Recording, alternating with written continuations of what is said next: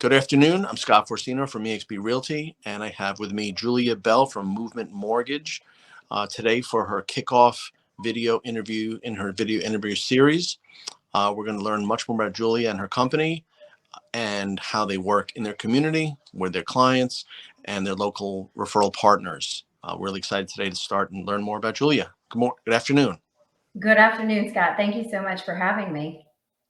I'm very happy too. Want to learn more about your market. Now, where are you in the world? Yeah, so I am in Central Florida, and I have been doing mortgages for over 22 years here in Central Florida. I started out once upon a time just assisting my mom, and she has taught me everything I know about the mortgage industry. And as she has retired, I've taken the torch and run with it. You had asked a little while ago, why Movement Mortgage? And Movement Mortgage has literally reverse engineered the mortgage process for customers and for realtor partners.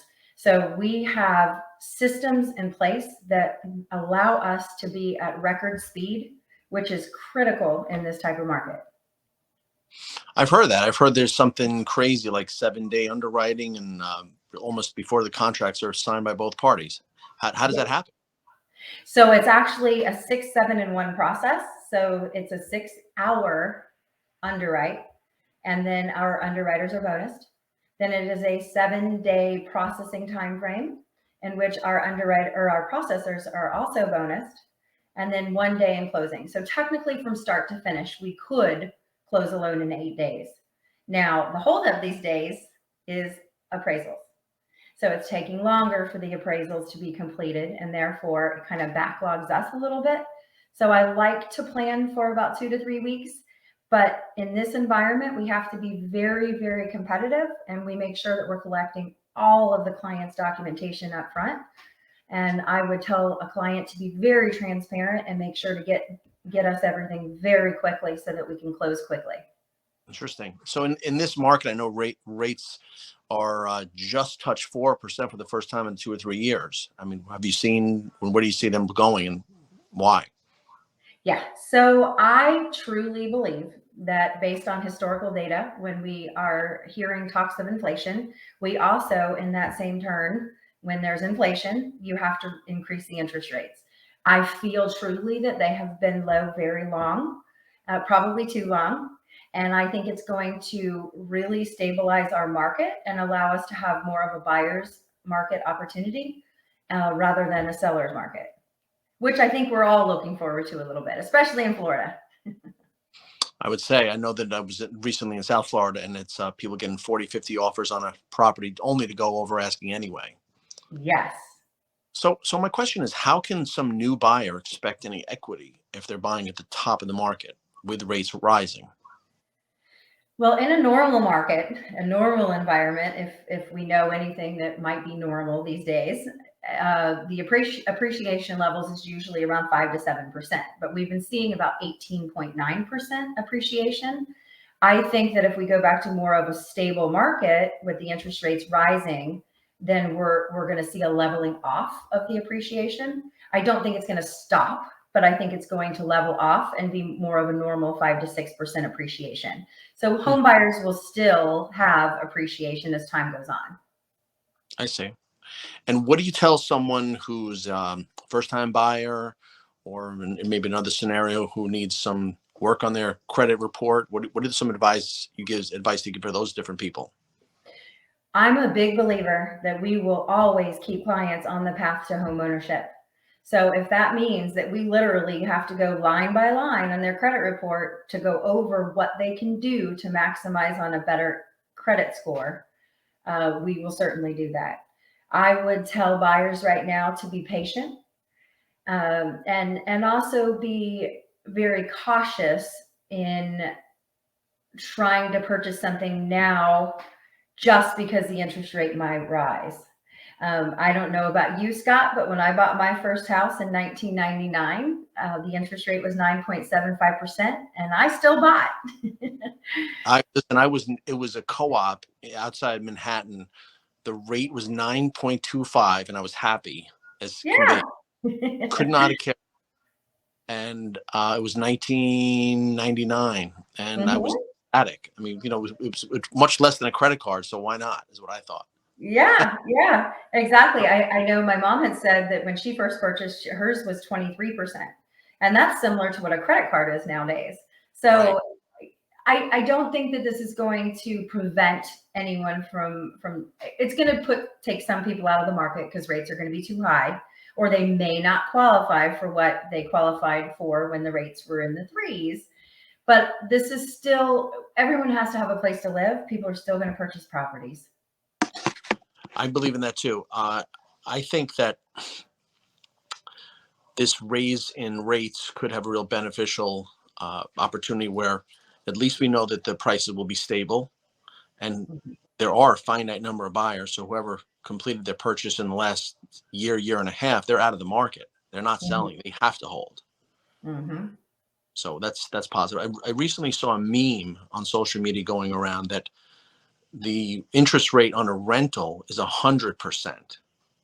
Do you hear Mm-hmm. that? So there's paying 100% interest on a rental. So no matter what, I mean, you have to buy to gain some tax relief or to give yourself a shot. Of course, people, there's another whole larger theory that's been around since you've been around so long, that after this and the prior, or I should say before this and the prior cycle, people didn't use their homes as banks. They just lived in it. I mean, generationally, they didn't expect them to be life-changing income events. Mm-hmm. What did you find out earlier on? I think that if everyone has to have a place to live, and regardless of whether they're renting or purchasing a property, they're going to have somewhere to live. So why not purchase now and start building equity? What goes up must come down. What goes down must come up. And it always will be a cyclical thing happening again and again, usually every decade, let's call it. So How have you helped the buyer's agents get their clients and your mutual clients' offers accepted? That's a mhm, big it's positive huge. It's influence. huge. Yeah. So our team collects documentation immediately on behalf of our clients, not just self-employed borrowers, but also clients that are W-2. We're going to collect pay stubs, bank statements. And what we're doing is we're taking things one step further, and we're actually calling the potential listing agent and saying, by the way, we're representing the buyer that's just put in an offer on 123 Main Street, rather than waiting for that listing agent to call us. Because if they've got 24 offers that just showed up on their desk, and they have Mr. Jones's lender that's already calling before those offer window is closed, we're already going to have a leg up. And I also truly believe that reputation is everything in anything we do. And when you've been in the industry as long as the Julia Bell team has, we have a reputation in Central Florida. And so oftentimes the listing agent will know who we are. And that will really give clients a leg up in especially this market. If we're not just ABC Mortgage Company, we're a mortgage company that people know and they trust, and our paper is golden when we send that pre-approval letter. I think that's critical because if a bank exists and the person's qualified, they'll get a loan. But that's just really, I call it the money part. That's not the representation part. That's not the advocacy part, where someone, Sure. bank like your own, can really influence the transaction in a competitive market situation such as this. A seller and their agent, if they're sophisticated, would understand that the buyer's been really thoroughly vetted and is eminently qualified and complete the purchase stress free. That's Yeah. really, I think, the biggest benefit. And I will tell you, I don't really oftentimes hear that. I know that where everything is so much business as usual that there are not many efforts towards advocacy and truly representing the borrower. You did your job, and that's for the realtor. But unfortunately, if they're not in a deal, they don't have anyone to represent. Sure. Hmm. Interesting. What do the sellers say? What do the sellers, agents, I should say, listing agents say at that point? Well, I always started out with something a little funny, and I say, I've read the contract, and they always are like, oh, a lender read my contract? And the answer is yes, we read our contracts. I want to know, what are your expectations about dates? I want to make sure that we are meeting the criteria and the dates that contractually our client is obligated to live up to. And then I tell them very candidly, I know you've never worked with me before, and you probably think that this is going to go sideways, but I want to reassure you that the Julia Bell team is going to be with you every step of the way, and that I will be calling you weekly to update you on what's going on with the transaction. Listing agents don't hear that from lenders, but they hear it from us. Yeah, and that's tough. There's always the thought also that anyone from the buyer side should never be calling anybody on the seller side except the two. Mm-hmm. That's and then in New York, where lawyers are involved in the transactions, in the past, I would reach the listing agent, and somehow that was this barrier where you're not supposed to go across. But look, we're all on the same team. We're all looking for the buyer. They're all looking for the seller. But these are not adversarial situations. We're looking to cooperate and get to the finish line. Very much so. Yeah, that's ideal. That's the way it should be. Mm-hmm. So tell me, in a referral partner, I know that agents almost always initiate the transaction by referring the buyers to lenders, but there's also, I think, a chance to reciprocate. So what are you looking for, and what do you offer to your potential referral partners? A two-way street, I believe. How do you think you can help them versa? Sure. So I hear all the time from realtors, they'll say, well, we have to refer 3 potential lenders. You're always on the top, Julia, but we have to refer 3. And I have a very different approach when I refer back to my realtor partners. First, if they're not associated with a realtor, I'm going in my pipeline to make sure that it's not associated with a realtor. And there are times where past customers will come back to me, and then we find out that the realtor has retired or whatever the case may be, and they're not in the business anymore. They moved away, yada, yada, yada. So in that case, then I'm going to put one realtor in front of that potential customer, and I choose very carefully to make sure that I pair up personalities. Because if I know that I have a past customer that needs a lot of hand-holding, I'm going to put them with a nurturer. And if I have somebody who needs a little less attention, but really thinks it's important to work with a top producing agent, then I'm going to pair them up with a different, I'm going to pick personalities. I think it's very important to put like-minded people in together to pair them up. I agree. I mean, those type of different approaches could easily clash, where in those situations where I'm usually the one who's pushing people, and some don't want to be pushed. It's the weekend. I said, you're buying a house. It's the weekend. I mean, you got to move, guys. And you can't make someone move and they can get offended. I think that matching styles is paramount. It's great that you do that. One of the reasons I made PlugIntro was for myself. I did not have enough people to reach, and I didn't have enough value to offer them. So someone like yourself has the opportunity to affect others so positively, can give these agents a chance to co-brand with you and to meet their community and to offer the opportunity for those people to promote their businesses. So there's always a way to reach people. I mean, now with this type of platform, any agent would want to speak to a lender such as yourself. Anyone in your community who's got a business or a profession would want to be an active participant in this opportunity, because there's more and more people to meet. I think, and this is one thing I want to ask you about, and with all the methods in place, with a digital platform such as this, and it's anytime on demand, I wonder if you agree that there's really no other way to reach people. In the North, we're still affected with COVID a bit, or somewhat, or it's not going away. Plus winter happens every year. I think it's a nice opportunity to reach people the way they're on their phones anyway. What do you think? Oh, I completely agree. And I feel like I wish that more lenders and more industries would give back. And this is such a wonderful way to give back to our partners and to really get people to engage utilizing the social media platforms that we have so readily at our fingertips. Yeah.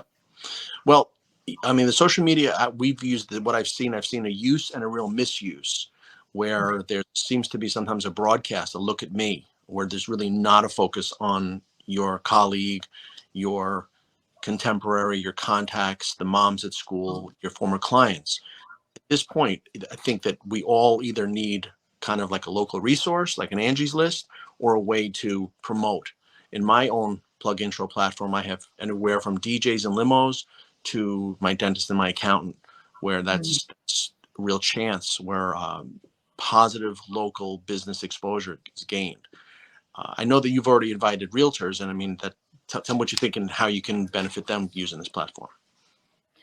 I want to be able to connect people with the right people and give them the opportunity to earn more business, but also to be able to engage with additional opportunities and to really show them the benefit of, hey, I'm gonna show Mr. Jones today, and we're gonna tell all about who he is and let him have the opportunity to maximize on getting his people showcased. That's my big thing. I want to be able to give back more than what we do, because at Movement Mortgage, we're so much more than just mortgages. And I think that when you lead from a servant leadership position and you truly give, then money and opportunities will follow and present themselves. So my goal is to help you and help the realtors and help local businesses grow their platforms.